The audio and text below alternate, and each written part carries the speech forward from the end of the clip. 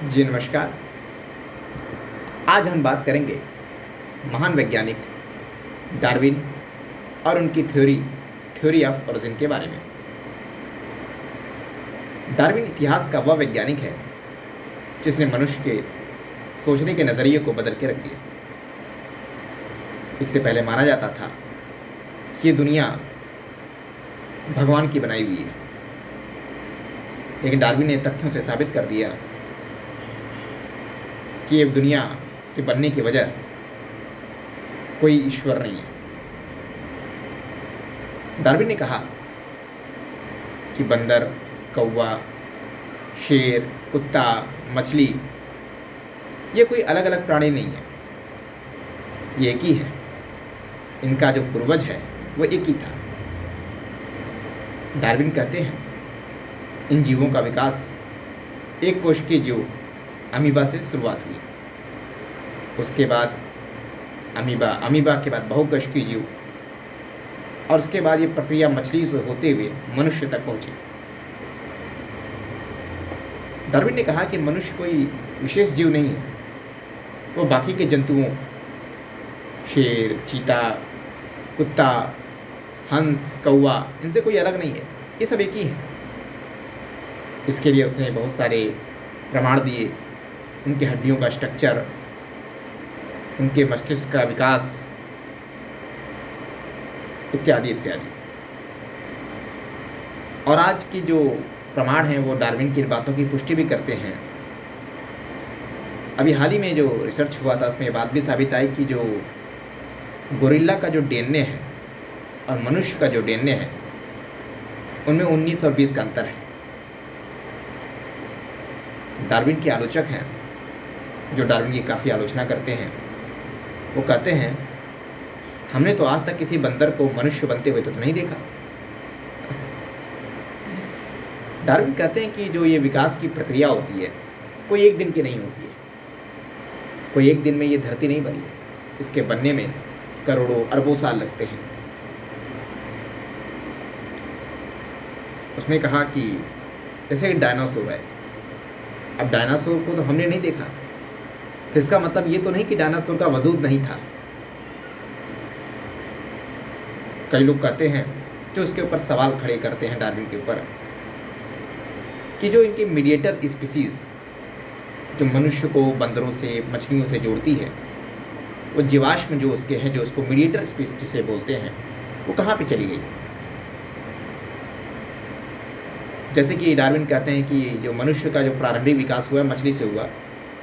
पहले एक मछली जो तालाब में रहती थी या नदी के पानी या समंदर में रहती थी, किसी कारणों से उसके ऊपर समंदर में हमले होने लगे और वो समंदर छोड़कर बाहर निकलने की कोशिश करने लगी। इसी प्रयास में वो धरती पर आई और धरती पर चलने की कोशिश की, और उसके बाद ऐसा जीव विकसित हुआ जो पानी और धरती दोनों जगह चल सकता था। आगे चल के यही मछली का विकास, जो उसका जो डेवलप स्टेज है, वो मनुष्य तक पहुंचता है। तो जो उसके आलोचक कहते हैं कि भाई जो अगर ऐसी बात है तो इसको जोड़ने वाली कोई ऐसी, जो मनुष्य और ये मछली को जोड़ने वाली कोई ऐसी कड़ी मीडिएटर स्पीसीज तो होनी चाहिए ना, जो ज़मीन पे भी चल सके और पानी में भी रह सके। तो डार्विन कहते हैं जो जीवाश्म होता है, इन करोड़ों अरबों सालों में जो धरती पर विकास हुआ, तो जीवाश्म, बहुत सारे जीवाश्म भूकंप, ज्वालामुखी और कई सारी चट्टानों में दब के ख़त्म हो गए। और जीवाश्मों को इतने अरबों, करोड़ों अरबों सालों में बचा के रखना बहुत मुश्किल होता है। और बहुत सारे जो जीवाश्म थे वो तो समंदर के नीचे दब गए, क्योंकि समंदर का पानी बढ़ता चला गया। इसके बाद डार्विन नेचुरल सिलेक्शन प्रोसेस की बात करते हैं। नेचुरल सिलेक्शन, इसका अर्थ है कि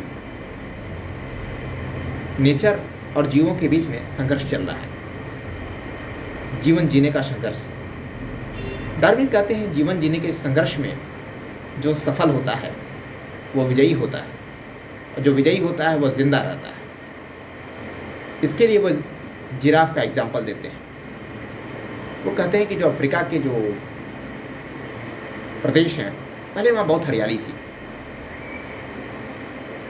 लेकिन जिस कारण वहाँ पे छोटे जिराफ ज़्यादा होते थे। लेकिन जब वो अफ्रीका का जो इलाका मरुस्थल में तब्दील हो गया तो वहाँ लंबे लंबे पेड़ होने लगे, जिस कारण जो छोटे जिराफ थे उन पेड़ों तक नहीं पहुँच पाए, इस कारण वो ख़त्म हो गए।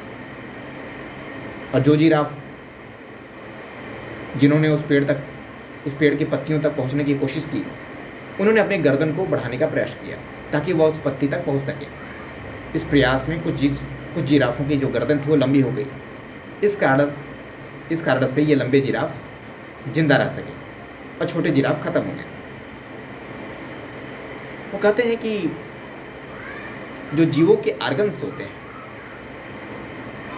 वो प्रकृति के साथ संघर्ष में, जीवन जीने का जो संघर्ष होता है उसमें वो डेवलप होते हैं। ये डिपेंड करता है कि वो अपने ऑर्गन को कैसे डेवलप करते हैं।